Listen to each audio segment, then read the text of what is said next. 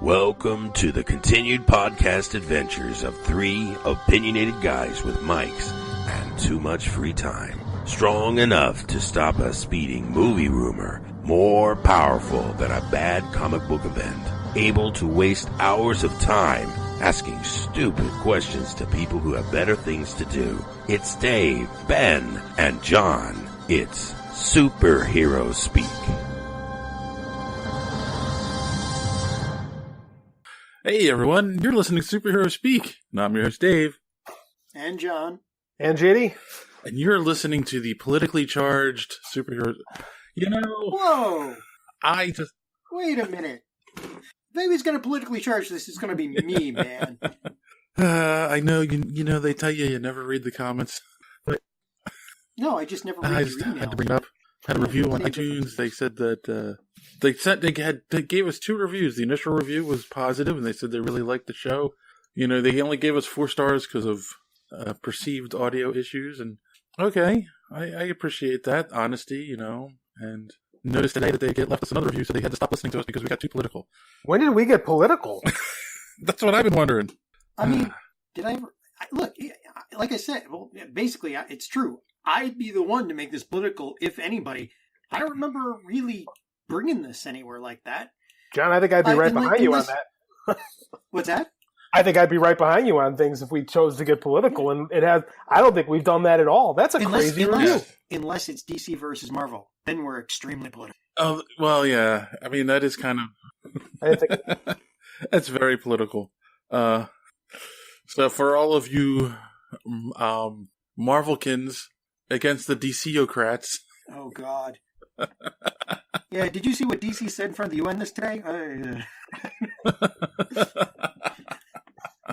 you go. We have, all right. Your review was a self-fulfilling prophecy. We have now brought it to fruition. Are you happy? Yes, they must be. Well, they're not listening anymore, so they don't know that we're addressing their concerns. No, they will be listening because they must fuel their rage. How else will they be able to tell us that we're wrong and they'll never listen again if they don't listen to us? This is true. You sound like every troll on the internet.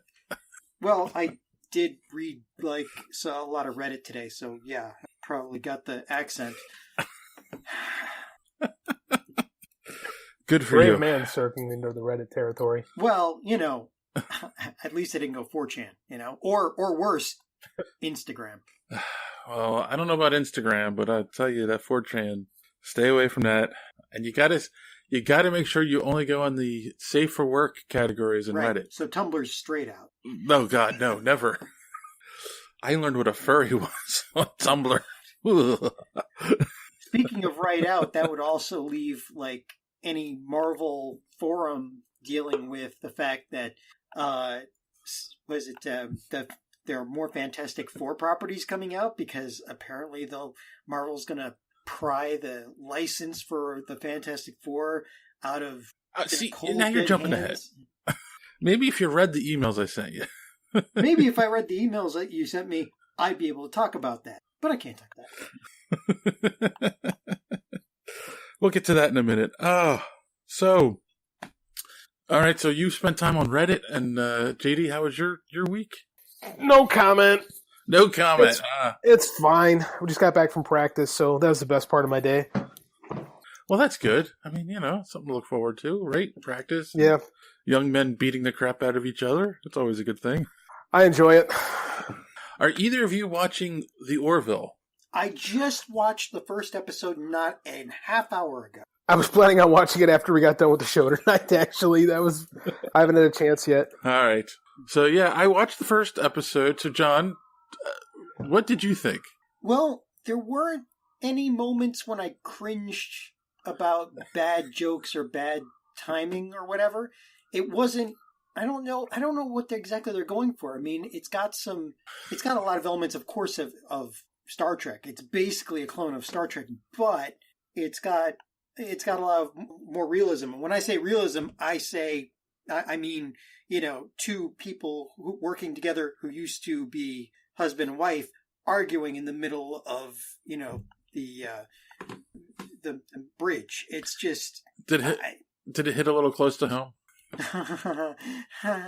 Just, right. But no, seriously, I think it was good, and I only saw the first episode. The second episodes I've got on my DVR, and the first episodes are always rough. If you go back and watch the first episode of Star Trek Next Generation, it was really campy compared to the very the darker, more dramatic edge that it had for the rest of its run. Right. So this, I guess, they're just finding their footing on how they're going to balance the jokes with the drama.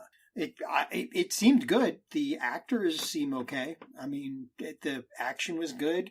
The special effects. I don't know how they're going to do this though, because I don't know what the viewership ratio is for a supposed comedy as compared to a real drama, and how much that goes against what they're going to be able to spend per episode with the effects. Because I remember the effects budget for Next Generation was, it was crazy at the time to even think that they were spending that much per episode. Right. No, that is a good question. But going back to your point about having a hard time finding their footing, like, yeah, the first episode feels a little unbalanced. Like, are they going for straight up comedy versus serious sci-fi? And I'll just tell you, I won't ruin the surprise, but it's a lot more balanced, a lot more even toned in the second episode. And I won't tell you what direction it goes. You'll find out when you watch it. And it makes more sense. The thing about is Powerless had the same problem, and it got its footing, and it was much funnier in the later episodes, but they had already canceled it. They didn't give it a chance. I actually liked Powerless. I mean, it was good, Right. Especially compared with, Gotham. But anything compared with Gotham, actually. But it's they got to give it a chance. And if they're going to look for an instant hit, like a lot of the networks are trying these days, we may see it go way before its time. Right. A la Firefly, Don't get me started on Firefly. I know. I mean, it's not as good as Firefly, but nothing's as good as Firefly. So, but I'm watching it. I'm interested. I want to see where it goes. Yes. This is true. So now, since we're speaking about television, I guess we can go to our first topic of the evening, which is, what will you be watching? Where I figured this is the perfect time. We got the new season coming up in a couple weeks for a lot of TV shows, specifically the CW superhero shows that we all watch and love. So we figured we could talk a little bit about where each season, or where each show ended up last season and where things might be going this season. So let's start with The Flash. For those who, you guys are all caught up on The Flash, right? Yeah, I've had plenty of summer. What about you, JD? Yeah, I'm good. Okay. So The Flash ended with basically him going into the Speed Force and leaving everyone behind because the Speed Force was going crazy and like destroying the city. So he decided It needed an occupant, right? Right. It needed an occupant in the prison. So he decided to go in there and stop it. And and that's kind of how it ended. Like everyone wondering what's going to happen after, they defeated Savitar and all that stuff. And the previews, have you guys seen the preview for season 4? They basically show that Cisco finds a way to get Barry out of the Speed Force. So without any explanation in the preview to, well, wait, it needed an occupant. So what makes it different? Why can he pull him out now? Why isn't it a problem? Hopefully they address that and not just pull him out and, everything's good. I think they're going to switch him with Ex Machina. Oh, is that it? Yeah. He'll suffice for now. So I mean, obviously you can't have the Flash TV show without Barry Allen and the Flash.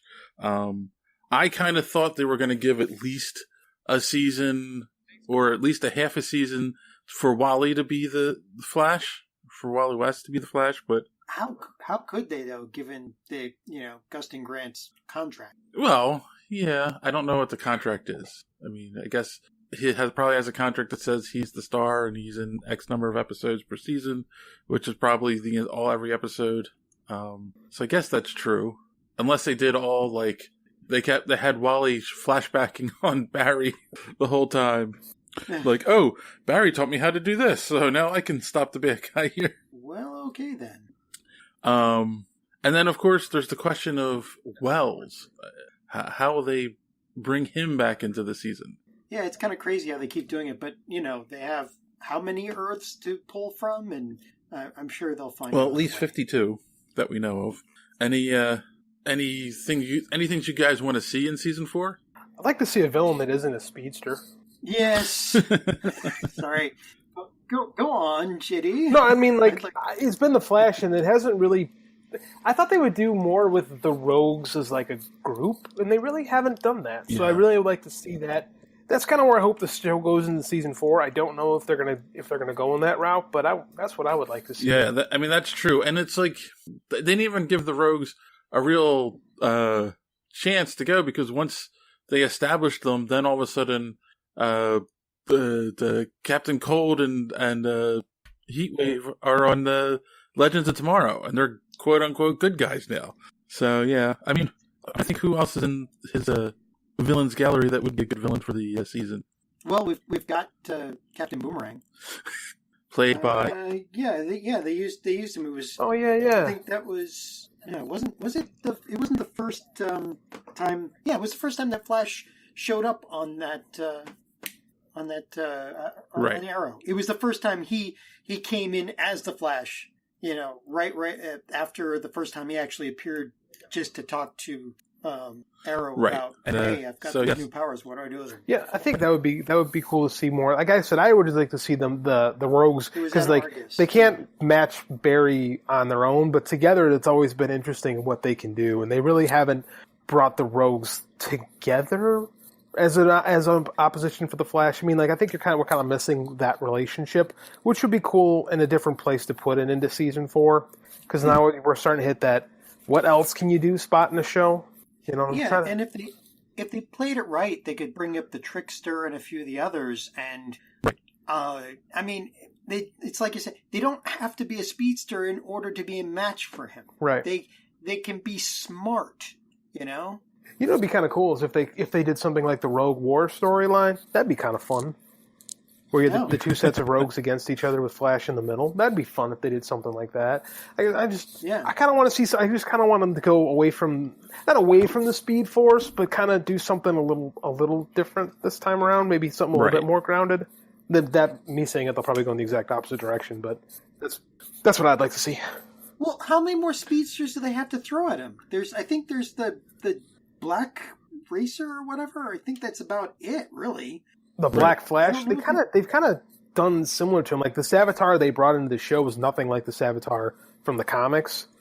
Yeah, and it wasn't even the same guy. It was a clone of him, not a guy from back when. Forget the name of the original. And they same with Zoom. Like they kind of made Zoom more closer to the Black Flash than the actual Zoom character from the Jeff Johns Zoom, the Hunter Zolomon. So I mean, they keep reinventing speedsters, but I mean, I think that 4 seasons of it, you need something different. Like there can't just be this many. He's got to have some other enemy besides another guy who can run fast.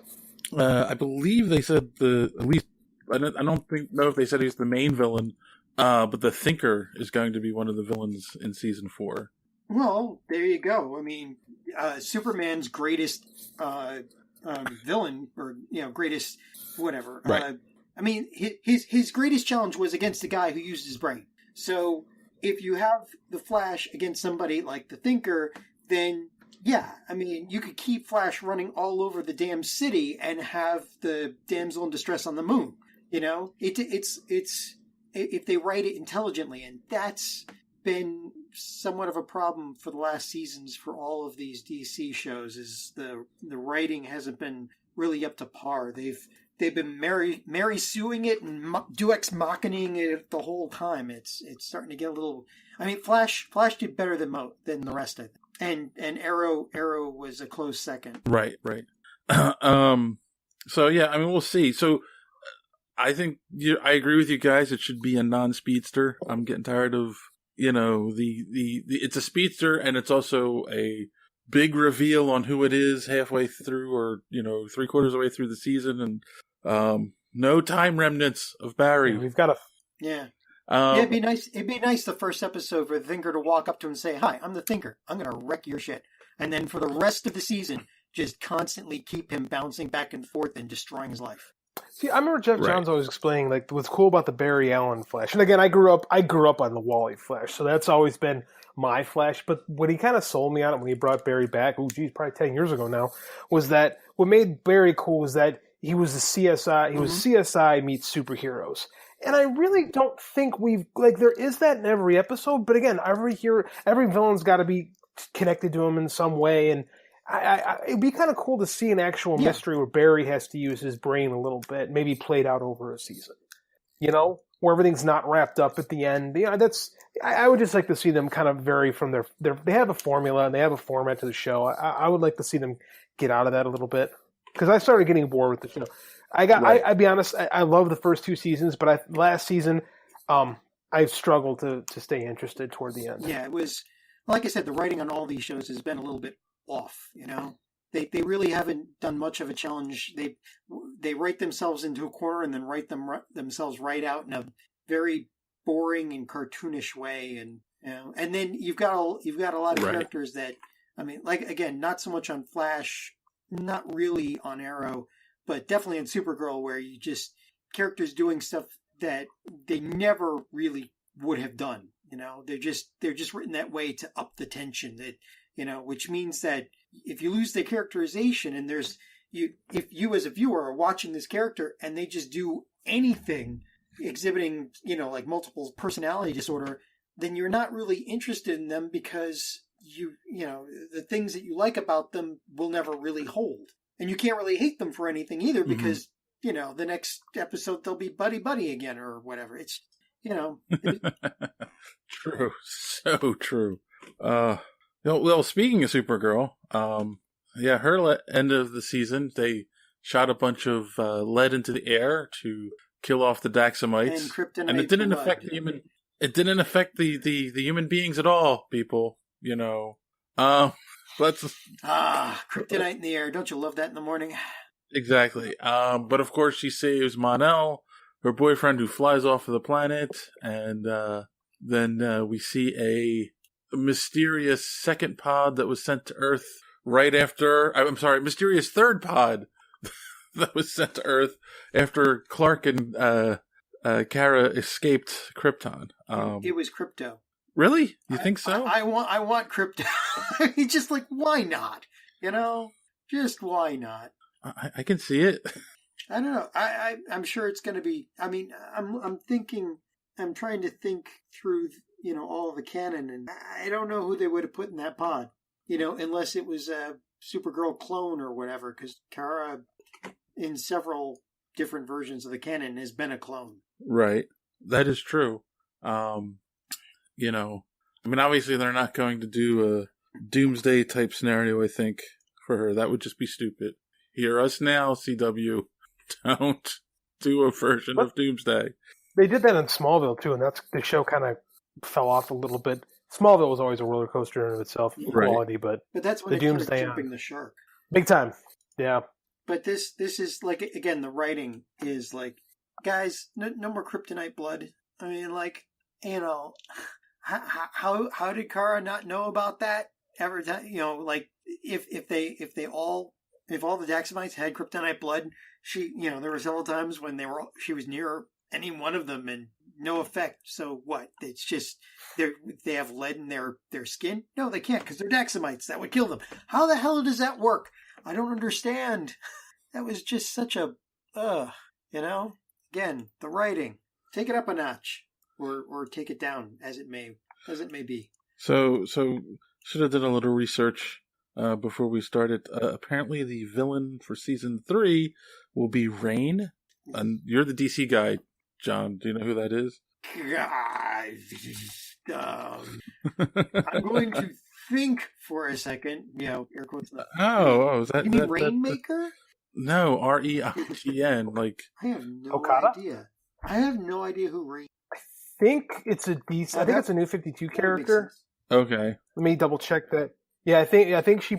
Yeah, I think she. I did not read Supergirl in the New 52, to be frank. So I don't know the character very well. But yeah, she. I'm looking her up right now. Yeah, she premiered in 2012. So I was not reading Supergirl at that time. Oh, because for a minute there, I thought we were going Mortal Kombat versus DC because Rain from Adenia, after a shot. No, Rain. There is a Rain. There's a Rain in Mortal Kombat. Okay, was born in Adenia, and when he was very young, he watched as his realm was invaded by Shao Kahn and the forces of Outworld. So Mortal Kombat. That would be.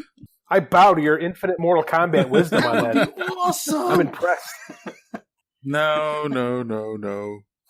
I do wonder if they're setting us up to get the Legion of Superheroes on Supergirl, though, with Mon-El and Supergirl and their whole thing. And I thought, maybe I was wrong, but I thought that it seemed like they were going to put him in a Phantom Zone type of deal at the end of season 3. But that still might be coming. So I wonder if that's kind of where we're headed. That would be interesting. I don't know. I mean, how do you do that? And yeah, the Legion, they time travel, so it's totally possible to do that. I mean, like in the comics, Superman sticks Mon-El in the Phantom Zone because he gets the lead poisoning, and it's cured in the 30th century, 30th or 31st century.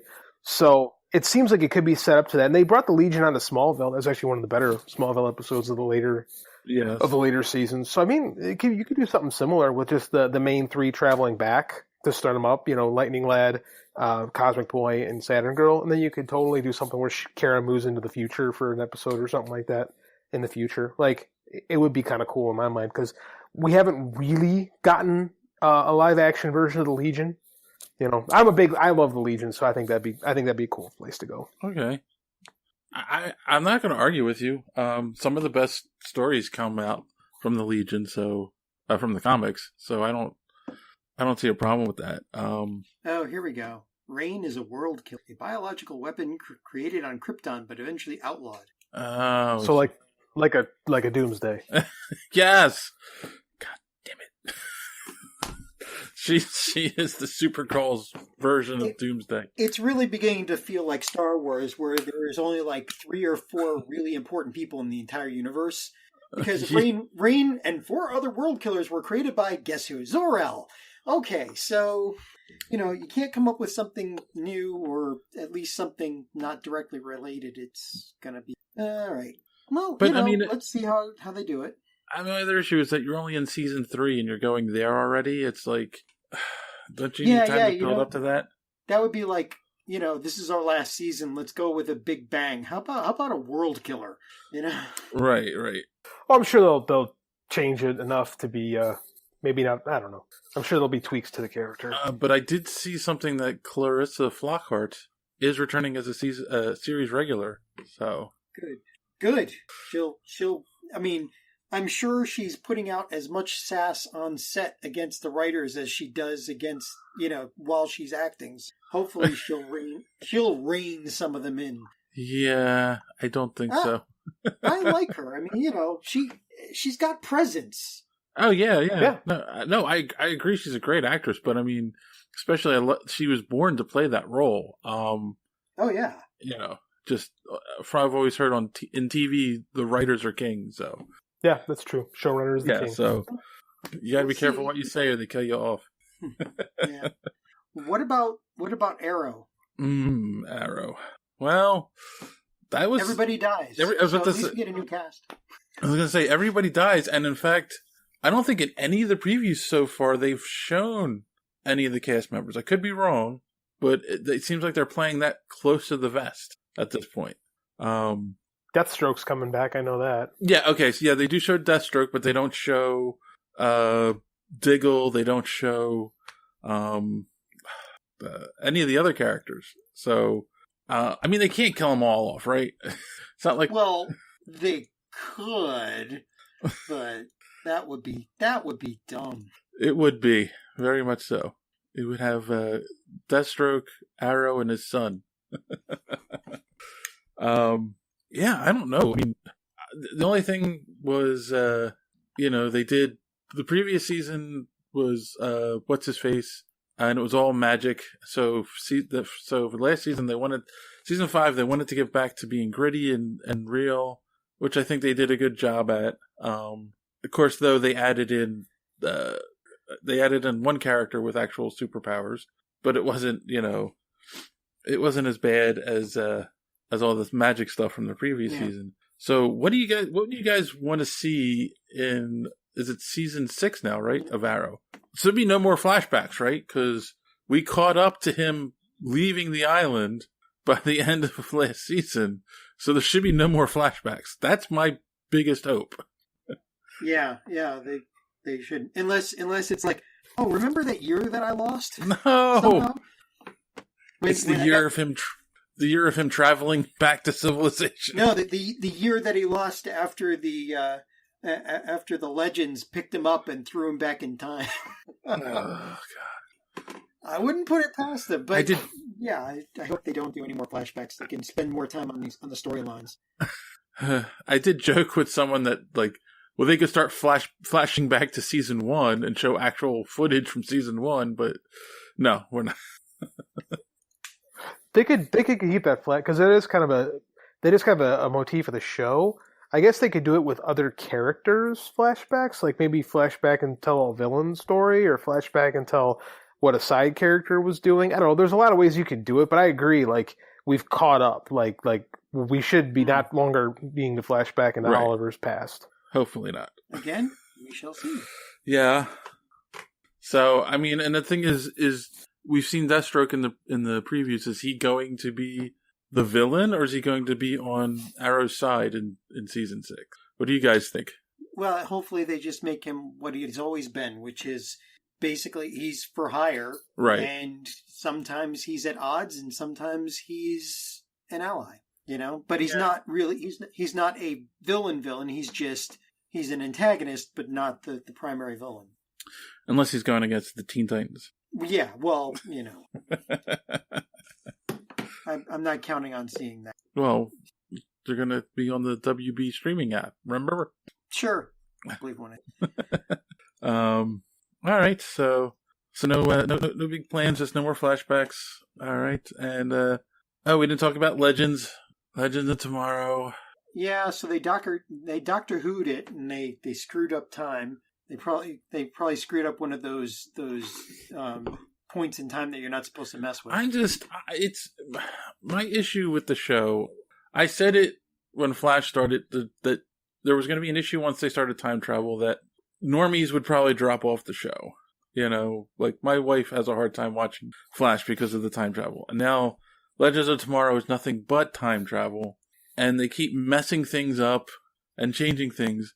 And my issue is that they make these big mistakes and they don't ever show the ripple effects on the other shows, and I understand it'd be difficult to do it all the time, but, I think they should do it once in a while. In fact, we had Barry's time travel, when he created Flashpoint, have a ripple effect on Arrow, but never from Legends of Tomorrow.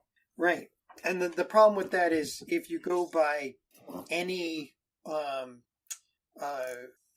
idea, any concept of how time travel might affect reality, the very picosecond that one atom of any of the legends existed in a timeline where it hadn't existed before, that literally has a butterfly effect and affects everything, screwing up more and more the farther down the timeline you go. So it's almost impossible. I mean, okay, suspension of disbelief, but it's almost impossible to think that they aren't screwing up everything to a point where, after the last season, there's like either no Earth or we're all like, zombies or dino people or whatever.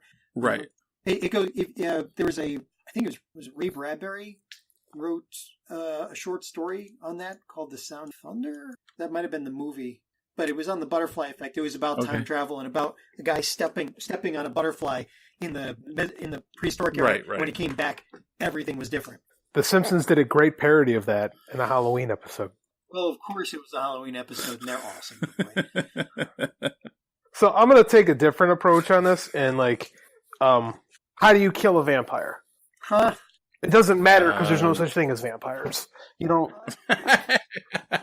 what the writer wants it to be. We have no time travel. So, I mean, if you think about it like that, yeah, you can get lost in these theoretical thoughts forever. But in reality, it's a crutch to serve a story.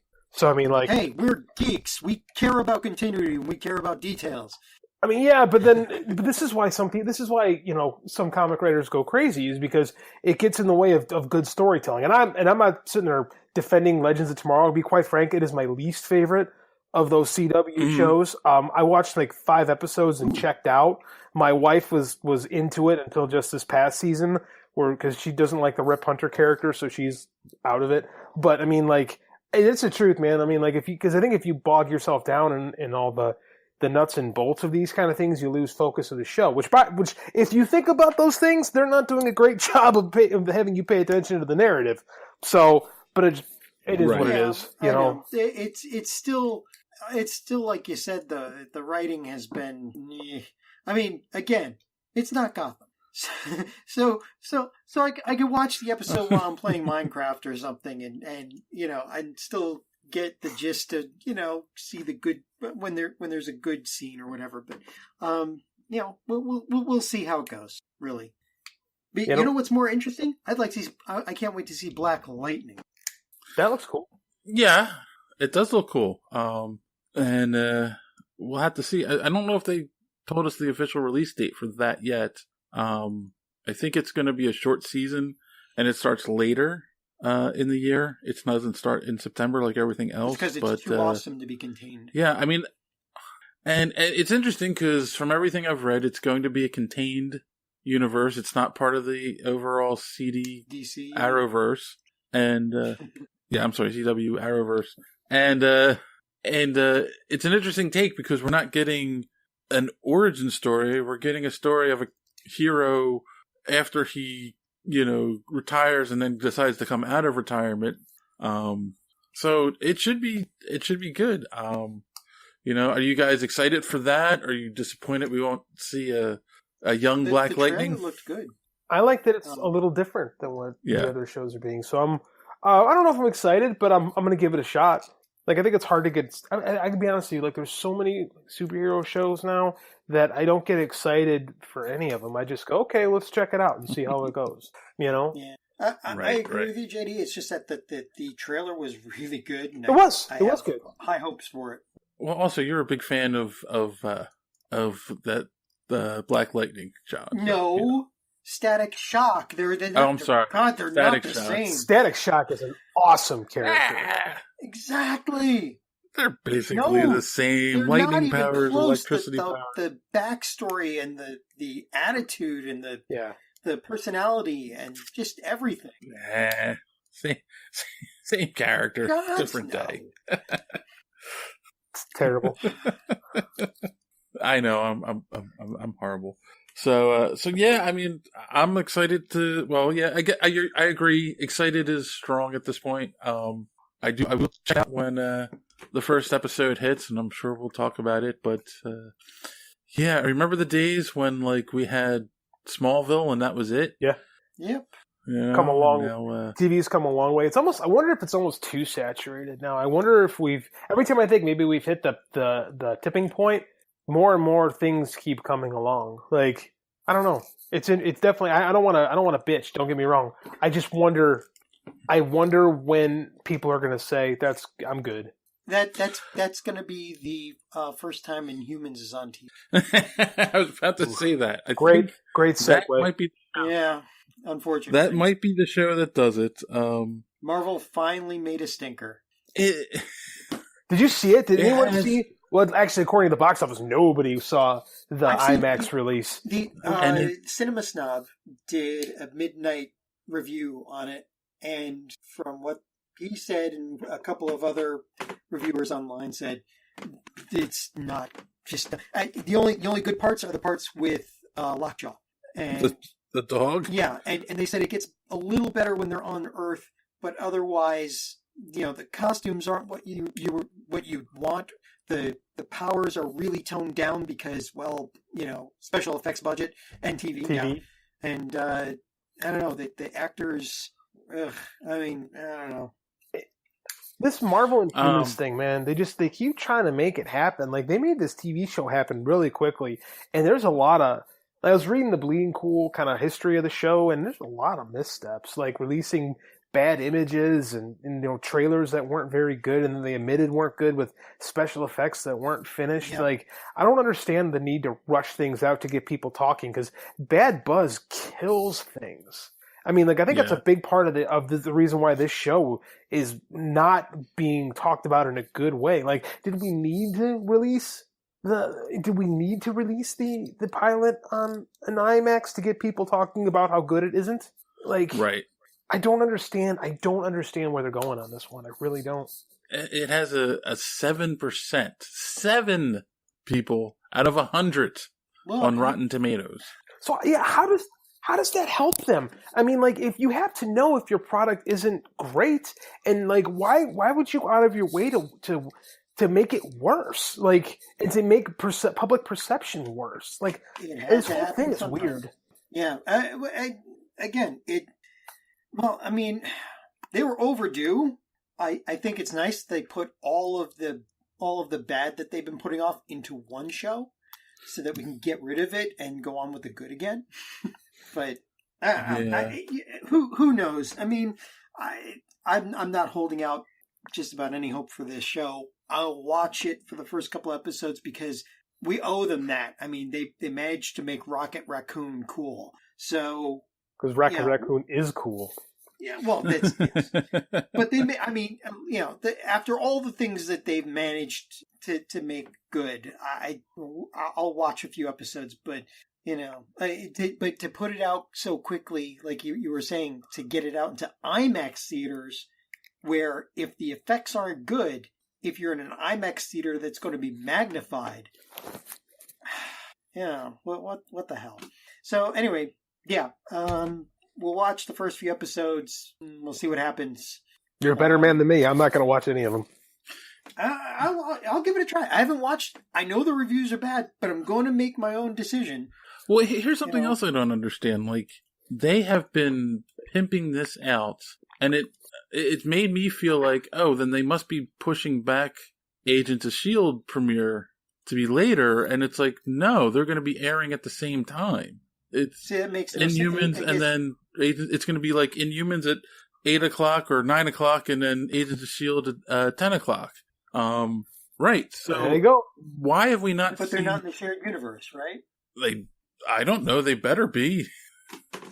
Yeah, I think they are. That's Marvel's whole thing, right? Everything's in a shared universe. Well, usually, yeah, but I haven't heard anything that says it truly Well, is. that's what I'm saying. They haven't shown us any previews for Agents of S.H.I.E.L.D. yet. I haven't seen any. So then there's a huge cognitive dissonance if we have one set of Inhumans that are in the Marvel Universe and one set of Inhumans that aren't in the Marvel Universe. Like, again, Marvel just trying to make this Inhumans thing happen. Like, it's not the X-Men, man. They just have to understand that it's not the X-Men. Yeah, and if you've got the Inhumans running around, in the world, and S.H.I.E.L.D. running around in the same world, and just somehow not knowing about Black Bolt and Lockjaw appearing in the middle of a street, it's not gonna make any sense at all. Right, especially since their whole mission is to work with the Inhumans now, or at least track them. Yeah, it'll be interesting to see what happens. I don't know. It's and in fact, like, I remember the second preview for Inhumans was on YouTube, and they were like, it said something about Medusa's hair, and I'm like, oh, is this a trailer with better CGI for her hair, and like maybe it's a better looking effect? And no, the last couple seconds of the trailer, they show her with a shaved head. What? Because that's cheaper than you doing a special effect? How is that even possible? They have done they could not have botched this rollout any worse than they have. Do you think this is a question I think is like really valid right now? Is this a result of bifurcating the control over the two worlds, the MCU and the TV universe? I think so. I think so, because they were planning on an Inhumans movie before there was a split to Feige Island, and then all of a sudden the movie was cut, and then they're rushing to make the TV show. So I mean, from what I gather, this Inhumans thing is Perlman's or not is Ike's baby. Right, but I mean, is this who was in control of the rollout? That's what I'm saying. Is this because the centralized control over, rolling out this stuff, making sure that it fit into the rest of the MCU and, and the whole continuity they'd started. Is this because they have like two people in control now and like the guy doing the TV stuff isn't ready? Well, no, I'm saying I think that's what it was. I think they kept pushing back the Inhumans movie because Feige didn't want it and Perlmutter did. And then when they split it, Perlmutter's in charge of the TV, Feige's in charge of the movie universe, so Perlmutter went, okay, I'll just throw it on TV. And technically the guy in charge of TV is Jeff Loeb. He's not stupid. They haven't really screwed up. I'm not a big fan of Agents of S.H.I.E.L.D. show, but it's got an audience. It works. It's fine. And like this seems to be, I think this whole Inhumans thing has come straight from Perlmutter. Like, and that's the reason why it's gotten rushed, because he's like, look, we're doing this. Let's go. Maybe I'm reading tea leaves on that, but it sure seems that way. No, it does. It does. It's Perlmutter attacking Feige Island. Good for one. I'm always good for one. All right, so I think we've talked about that enough. Let's move on to a little bit of news here. And of course, we'll start with the big news that came out this week. We finally have a director for Star Wars Episode 9. And of course, it's not a new director. It's a return of an old director for the franchise, and that is J.J. Abrams. And what do we think about this, guys? I love it. Short, sweet, and simple. I just want to make sure that I remember to wear my sunglasses because of all the lenses. No. Lens flares look cool. Perhaps we overuse them a tad, but they always look cool. If a tad means like more than 75% of the movie, then yes, that would be a tad. Thing. John Woo had doves. J.J. Abrams has lens flare. It's what he does. And you have to admit, the lens flare in Star Wars was not in Force Awakens wasn't anywhere bad. Not like they were in Star Trek. That's true. There was way more in Star Trek. So I do have thoughts on this. Like, it's you keep reading about Kathleen Kennedy axing these directors, and it kind of reminds me of like there's people complaining, and I'm kind of like of this mind that like a lot of these guys are getting successful and they think they know how to make a movie, which is cool. Of course they do, but I mean it's almost like getting brought in to write like a big comic book. Like you have to play in the sandbox. You can't break all the toys because you think you have this really cool idea. And if Kathleen Kennedy says, no, we don't want that, that's the same as an editor going, we don't want to go in this direction. You might have the greatest Moon Knight pitch in the world, but if the editors aren't down with it, there's nothing, it's not right. The mistake probably was bringing them on before you were 100% sure that they were going to do the job to your liking. Right.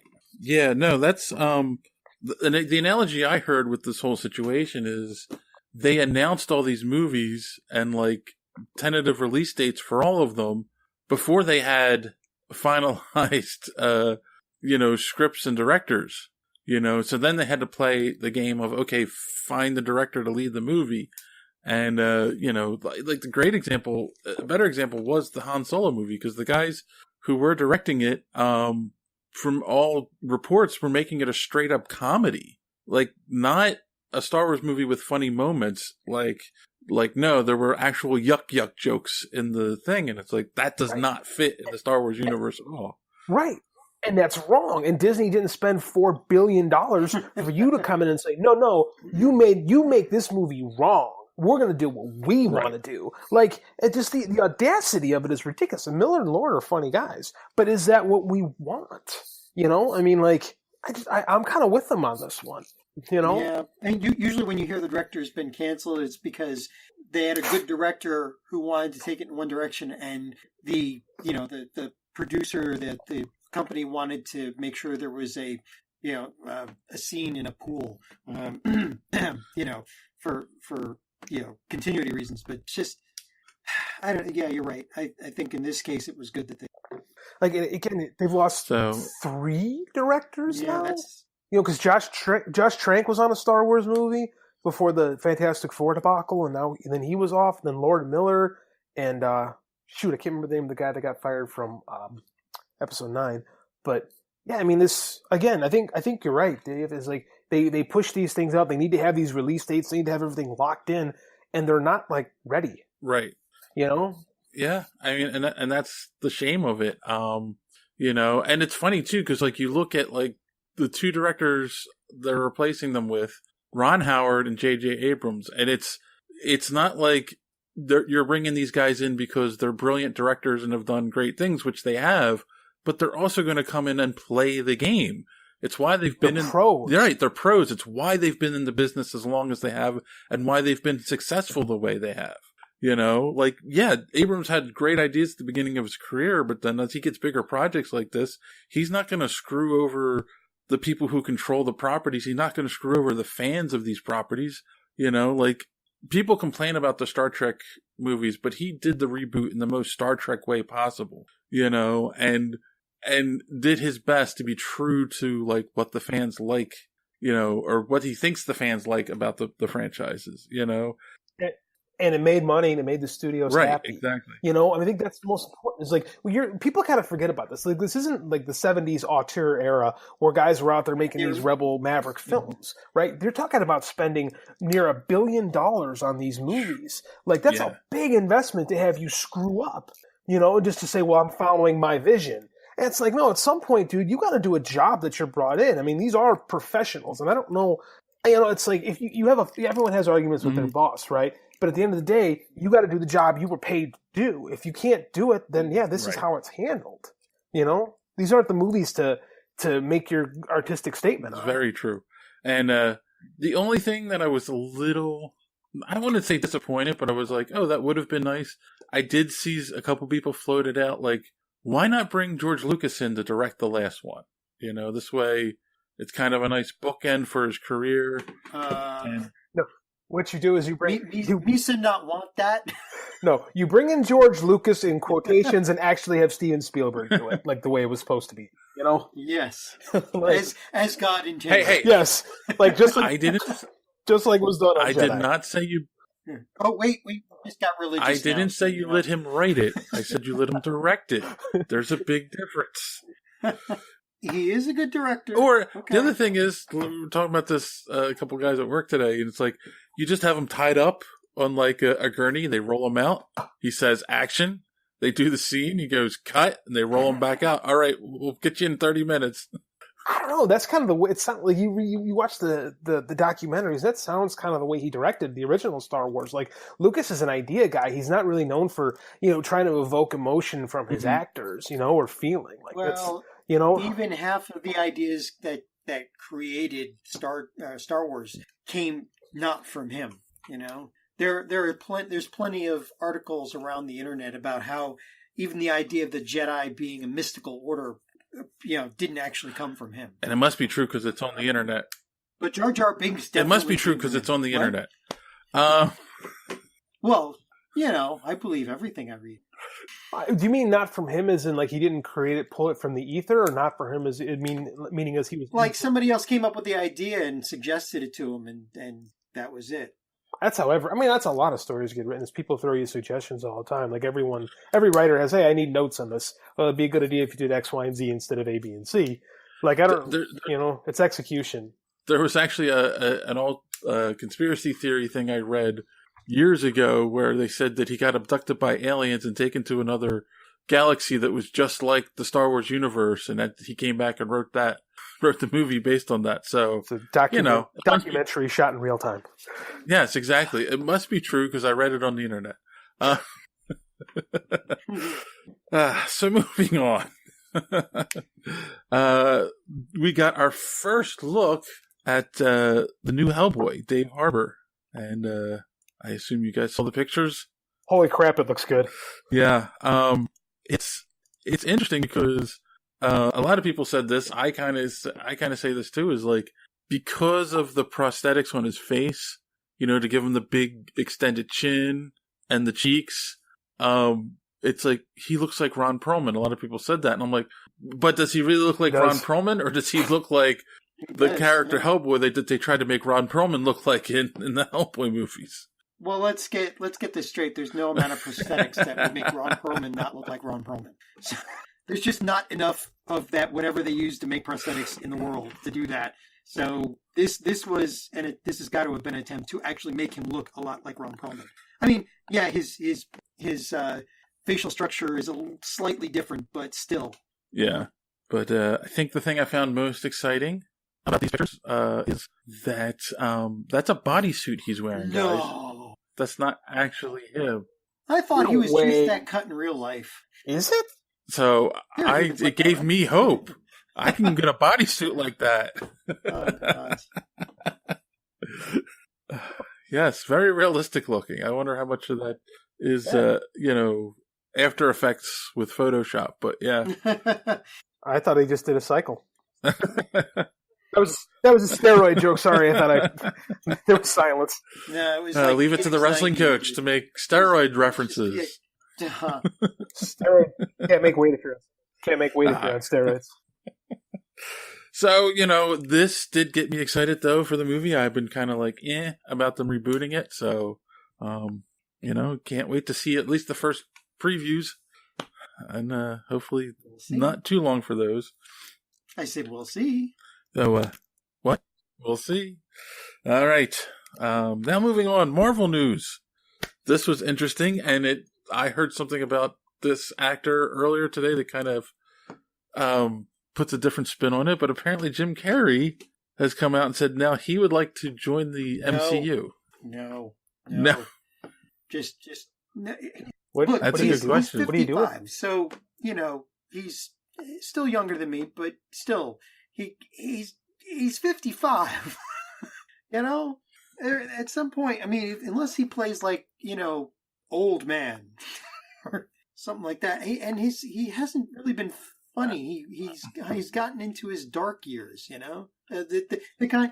His dark years. The kind. Yeah, a lot of comics do this. They get older and they go into like this really dark comic kind of phase, and that's kind of where he's been. I don't know what he would. Yeah, it's like JD said. I don't know what he would do, and he hasn't really been that funny of late. Well, he hasn't even really been around lately. Yeah, it's been a while since he's done it. I can't think of the last thing he did, to be quite frank. And someone said that, or I heard this earlier today. He was, I think, just at maybe the Emmys or something, or some awards show that just went by. I know the Emmys just went by, and like he wasn't nominated for anything. He just kind of showed up, and he was dressed up, and like the reporters talking to him on the red carpet, and he's like started going like, well, none of this is real, and we don't really exist. See? While he was being interviewed. See? Dark phase. He's gone to the dark I don't know if that's dark or just, he's kind of lost his mind a little bit. I think he tried to. I think when he played Andy Kaufman, he never came back. That's a good point. Because, that's, once you play Andy Kaufman. So, I just don't know. What do you, I mean, like, I can't even think of an idea of what you do with him. Yeah. It's a very good question. What would you do with Jim Carrey in a Marvel movie? Yeah. The Riddler. Oh, wait. Saw that once. Don't need to see it again. Yeah, I don't know. I mean, if the people at home listening have an idea of who Jim Carrey could play in the Marvel Cinematic Universe, tweet it at us or leave it on our Facebook, because we're at a loss. What do you do with a washed-up comedic actor? And I hate to say it, too, because he was good. He's just... Yeah, you're right. And he can do drama. Like, he's done some pretty good dramatic films, but I still can't figure out what you would do with him. Yeah. The big quote-unquote last big thing he was in was, Dumb and Dumber 2. Yeah, that was a tour de force. I forgot about farce. That probably was what broke him. It just no. All right. Well, speaking of things that Marvel has some control over, kind of. You alluded to this earlier, John. Stan Lee was recently at a comic book convention, and they were talking to him about the movies and whatnot, and he basically let it slip during the interview that Marvel is working on trying to get back all of the properties. Like, it's not like they're not just letting Fox and Sony keep them. Like they do everything they can to bring them back, and there are other rumors floating around saying they're closer to getting the Fantastic Four back. But then they say they're developing all these new, shows or whatever, or more movies or what have you, right? I mean, isn't that what I read? That they're trying to keep the license by making more shows. They have to have these contracts. Like they have to have something in development by X date with all these things. That's how they let Daredevil get back, because they couldn't do anything with Daredevil quick enough. And I think that's because they killed that one pretty good. Yeah, they did. But I mean, they're not. I mean, I could say, well, I'm working on becoming a multimillionaire, but I mean, it's not happening. Fantastic Four I could kind of see happening, because I could see Fox going, we got nothing. We can't do anything with this property. But I mean, they make money on X-Men. Yeah, I mean, and I honestly feel that's why they did the in continuity reboot with Days of Future Past. Oh, absolutely. Now they have this younger, Now they have a younger crew they can keep going for a little while and not worry about Marvel breathing down their necks. So here's a question. Here's a question too. If they got the X-Men properties back, what do you do? All of a sudden, these mutants that we've never mentioned before are a thing, and then there just happens to be this group of mutant superheroes. It seems like the universe is already set in motion to the point where do you go? How do you shoehorn the X-Men back in? Well, that's a good question. It shouldn't be too hard to do that. I mean, they've kept it open, but Dave and I have talked about this before. Marvel has done everything in their power to kill off those properties in order to make sure they come back. They don't sell the Fantastic Four merchandise anymore. They broke up the Fantastic Four in the comic books. Killed off Wolverine, which is one of the major draws for the X-Men. I mean, they've basically done whatever they can to make it impossible for those properties to persist. In comics, yeah, but Logan, 20th Century Fox sending screeners for Logan for Best Picture consideration this year. Their effects are it's peeing into the ocean. All you're doing is keeping those properties away from the fans that actually want to read them. It does nothing for the ancillary properties. That's we're talking corporate. I know. Stuff. I agree. Right? I agree with you. With you. So here's a question, in all seriousness, about the X-Men. Now that Hugh Jackman is done and isn't going to be on it, and any more of them... They're obviously going to clone Hugh Jackman into a younger body and then use that as the new Wolverine. Do you see that affecting the success of the movies? I think it depends on who they recast. Recasts happen all the time. They're going to recast, and because of the fluidity of the X-Men continuity, they'll make it work. They'll make it work. They'll cast him as a woman this time. Oh wait, Doctor Who already did that. Never mind. Yeah. Sorry, I cut you off, JD. Go ahead. No. I'm just saying. I think it all comes down to who they cast. I think it'll work. I thought that X-Men franchise was pretty much dead in 2009 when they made Wolverine Origin, and boy, oh boy, have they the last 5 years or so? They've really 20th Century Fox has done some good things with that property.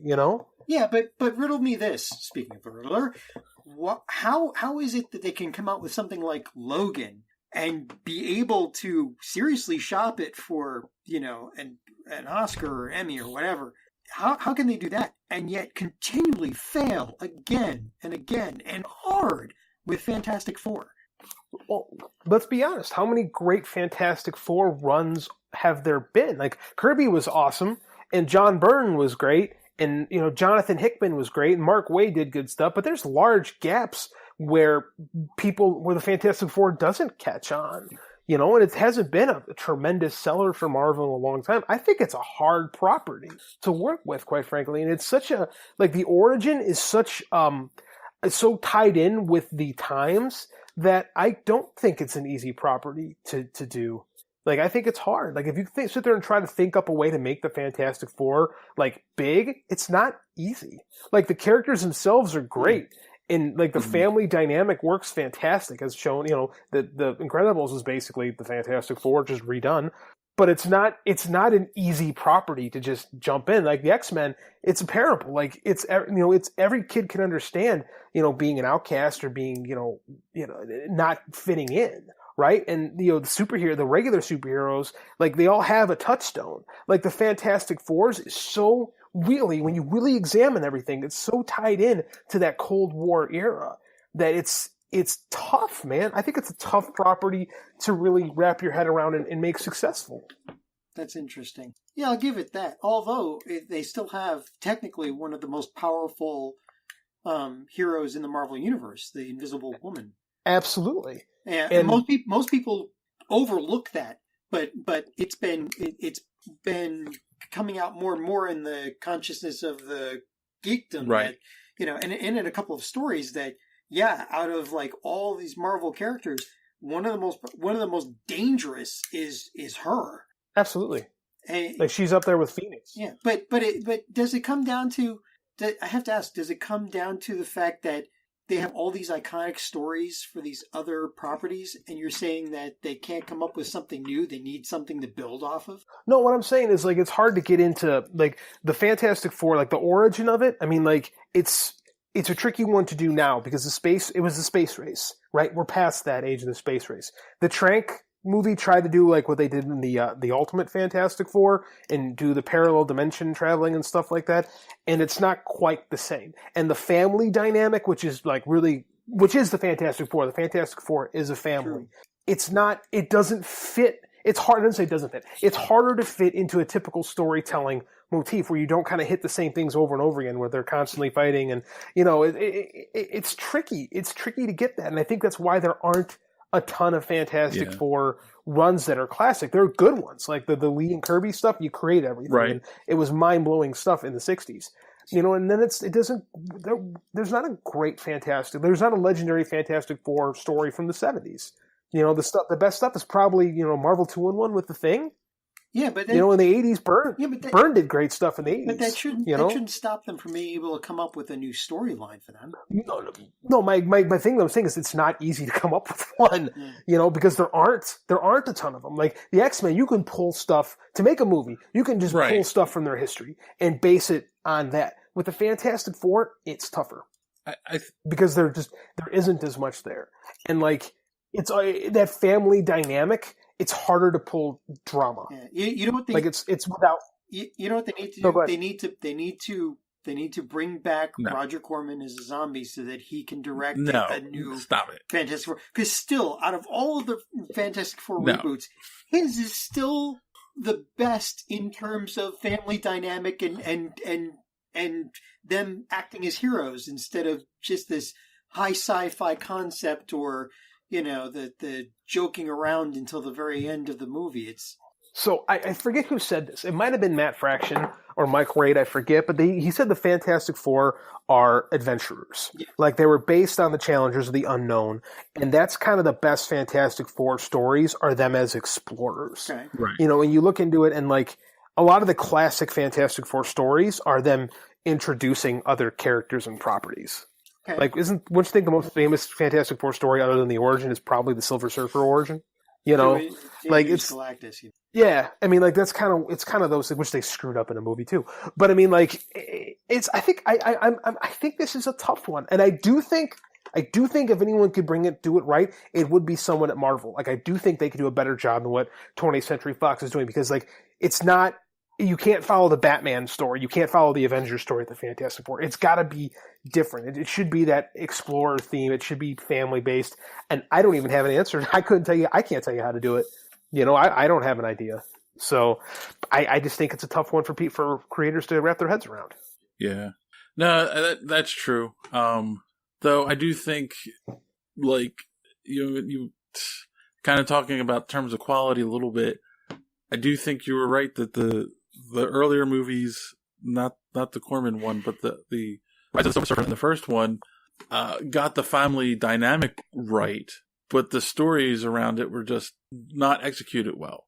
And then I think the reason that the newest one failed so hard is because they totally threw the family dynamic out the window in that movie. Well, they made Dr. Doom a blogger or something. I mean, come on. Right. No, but I'm saying, like, I mean, so much, like, they abandoned each other for a good portion of that movie, and it was just like, it was just bad. So, and I go back to the Rise of the Silver Surfer and the gas cloud version of Galactus, and I do feel that was a casualty of the time of superhero movies where they were still afraid to put characters in their costumes, exact replicas from the comics, and they were afraid to have a big guy in a purple costume come down to eat a planet, but like gas cloud isn't the logical response to that. Well, it was probably they probably got the idea from the huge amounts of cocaine they smoked. They would have been better off going with the Warren Ellis Ultimate version of Galactus. The giant plant, the giant swarm of things that Galactus was. Like, that would have made more sense. Like, it's just as bad as the Parallax reboot, the Parallax version of the Green Lantern movie. Like, again, the yellow dinosaur would have been weird, but I don't know what the heck that thing was. It was the same thing. It was instead of a giant purple cloud, it was a yellow blobby cloud thing. Right. I don't know. I would have accepted a guy in a giant purple suit, but that's just a Wednesday for me. You're right. I don't understand. Like, what you're watching a movie about the Fantastic Four and a giant silver naked guy on a surfboard, but we're going to lose our suspension of disbelief at a giant purple thing. Like, it's so weird where they drew the line in that movie. Yeah. So, yeah, that's another story. I kind of did this in honor of you, JD, because you told me you were enjoying the current run of Justice League really well, and of course, DC announced that the Justice League will be getting a new creative team. And that is Christopher Priest and who's doing art? Pete Woods. Pete Woods. Yeah. This Priest comeback has been fantastic. Yeah. Like, Deathstroke has been good, and it's good to see a guy who's contributed so much to comics for such a long time. Mm-hmm. I don't want to say find relevance, but attain relevance again in the mainstream. Like, I can't wait. Excited? Is that the right word for it? Yeah, I'm excited. I'm excited, man. He's a good writer, and he's been around forever. I think he's one of those guys who thought he would never be back in the mainstream, and he is. And I love it. I think it's great, and I think it's I think it kind of hits on. I think it's kind of there's a big diversity push for creators, and I think it's cool to bring in not an old timer, but a veteran who also fills that diversity wing that's sorely needed in comics. To get a great voice like that doing a major property along the time, too, that the movie's going to be coming out when it's going to have more eyes on it. It's awesome, man. I'm excited. Cool. Yeah, no, I am, too. I mean, it's like you said, he's hitting on all cylinders right now. I think this will be great. I mean, what was the last thing that he did? What was the last thing he did for one of the big two? Jeez. Gosh, it wasn't Marvel Knights Black Panther, was it? That wasn't the last thing he did. God, it couldn't have been. It can't be that long, has it? Oh, it could be. I mean, he's been out of the limelight. I think the first thing that I read that he wrote was the Falcon miniseries from 1983. And looking at his Wikipedia real quick, it looks like the last mainstream stuff he was doing was doing the Milestone books. Crazy to think of it. That was in the early. No, wait. I'm sorry. I'm misreading that. That was in the early '90s, and the Black Panther was the late '90s. After, wow, crazy to think about that. Oh, good. I mean, hopefully good. We'll see. Yeah, I mean, he was on. He was at Valiant Comics, and then back with DC Rebirth. So yeah, and then Deathstroke last year. So cool. I'm looking forward to it. I think it'll be great. Maybe it'll give us a new perspective on the Justice League we haven't seen in a while. I'm hoping. He joked when... In the context of Rebirth. Apparently, he made a joke when they announced him at some convention about... he said, Justice League, they still make that book? Or is it still relevant? Ooh. So hopefully he brings some of that irrelevant humor back to the book as well. I want to see a Batman punches Guy Gardner again. I was going to say, Guy Gardner and Booster Gold's personalities are going to come through really nice with him. So, cool. Yeah, so, guys, wow, we are over an hour, actually. And oh, is that why the alcohol ran out? Damn. Okay. You got to keep an extra bottle around, John. I told you that. Aperitif. Okay. So yes. So I think that that might wrap it up for this week. I definitely I'm going to see if Christopher Priest is going to be at New York Comic Con, and we're going to try and get an interview with him and talk about his return to DC. That would be nice. That's our goal, ladies and gentlemen. Let us know if you agree with that. What, John? I said that would be nice. Yes. I mean, that's coming up. That's awesome. Just to remind you, if you're still listening, that Comic-Con's coming up, and I'm already trying to line up interviews, and we're rearing to go. We're doing mic checks, and we're gonna. John will be walking around with a camcorder, looking for people who want to be on video. No, I'll be looking for the people who don't want to be on video. Oh, okay. Thanks for a better video. You're chasing them down the hall. Yes. Well, bad boys. What are you gonna do? All right. Yeah, this conversation has evolved. I think we're all tired. So on that note, boys and girls, until next time, as always, don't let your cape caught in the door. Have a good week. All right, hit the stop button.